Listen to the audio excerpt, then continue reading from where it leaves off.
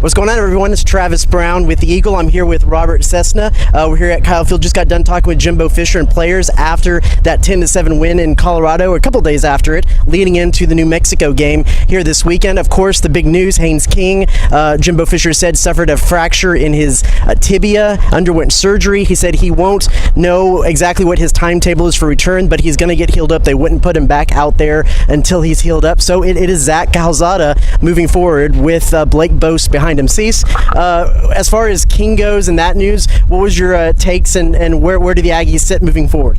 We've known enough about injuries. The key was it was a clean break. So a clean break, much easier to recover for them, usually get full strength a lot quicker. So that, from that standpoint, as you can tell, Jimbo Fisher was excited, so he should come back quicker, but he didn't want to put any kind of time frame on it. And I think that's also important because you got to all focus on Calzada. I think it's pretty safe to say you can't expect him to be back for Alabama or definitely Arkansas.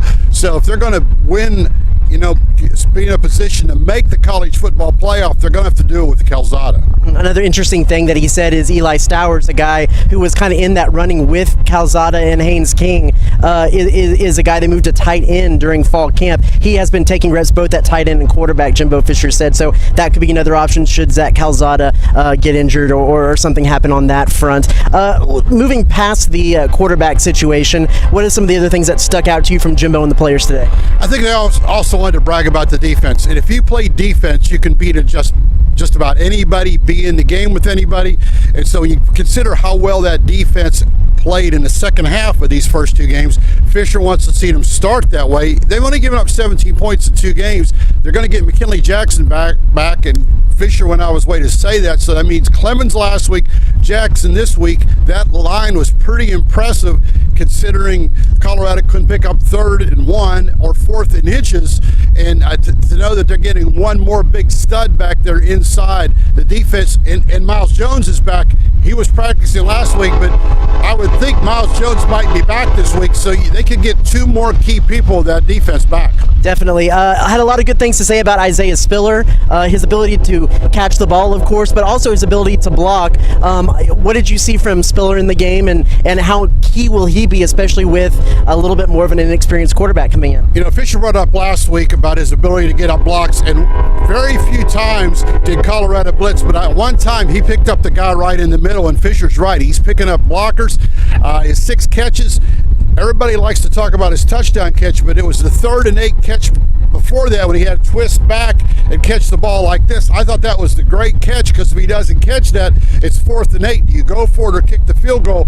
Spiller not, and I wonder why Spiller doesn't run the ball more. That's maybe for a podcast for a different deal, but they use him in so many different ways, and it was receiving that ended up winning the game, his catching ball. And then finally, we got to talk to Connor Choate today for the first time, the new 12th man. Very, very easy guy to talk to. I actually got to talk to him aside for a Q&A that'll be in the Eagle, and he said that he called Braden White after he got named, and Braden White didn't believe him. He had to get Seth Small to actually tell him that he was actually named the 12th man, so a little bit of a funny story there, and we'll dive more into that. But really personable guy, a guy that said in high school he wanted to continue playing. He knew he wouldn't have a position anywhere else at Coppell, so he told his coach he wanted to be a long snapper. You've gotten to talk to a lot of 12th men. What was your take on our first conversations with Connor? Well, once again, it's how they hold themselves. You think about the guys before him. This is a representation of what Texas A&M is, and you can tell he's going to represent them real well. And keeping on the special teams, Nick Constantino comes in, averaged 49 yards, didn't punt the first game. A&M might not win that game without a good punter, and A&M's had a lot of good punters in the last few decades or whatever. So we laugh at special teams, but probably there's not a university that brings more, quote, special teams guys in to press conferences than Texas A&M. Well, that's the recap from today's press conference. If you want more information, be sure to go to theeagle.com, pick up an Eagle tomorrow, and we'll be back this week for more preview content building up to New Mexico this weekend.